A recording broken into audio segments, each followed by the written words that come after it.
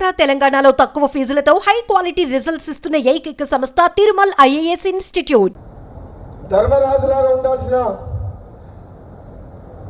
జానారెడ్డి గారు కూడా మహాభారతంలో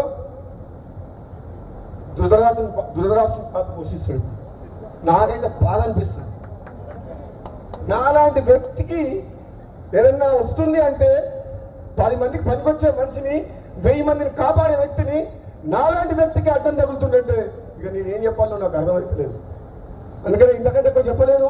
ఇప్పటికే చెప్పదలుచుకుని చెప్పిన మనసులో ఉన్నది చెప్పినా లేదా? మరి నన్ను చూస్తే భయపడుతున్నారు అందరూ. నేను వస్తున్నట్టే బామ్మోడు వస్తే ఏం చేస్తాడో ఆయన మా మాట వింటాడో వినడో అనుకుంటున్నా ఏందో. మరి అధిష్టానం ఏమో ఇస్తా అంటుంది, కొందరికి చెమటలు పడుతున్నాయి. ఎందుకు? ఉన్నట్టు మాట్లాడతాడు, ముఖం మీద మాట్లాడతాడు, ప్రజల పక్షాన మాట్లాడతాడు, ప్రజలకి ఏది కరెక్టో అదే చెప్తాడు. తప్ప చెప్పాలనా వద్దా? చెప్పాలనా వద్దా? భయపడి అన్నిటికి తలకాయ ఊపాలనా? మునుగోడు గడ్డ తమ్ముడు చెప్పినట్టు మొత్తం కేసీఆర్ ఫామ్ హౌస్లో పండుకున్న కేసీఆర్ 100 మంది ఎమ్మెల్యేలు వచ్చి మొత్తం మునుగోడులో గల్లీ తిరిగిపోయారు.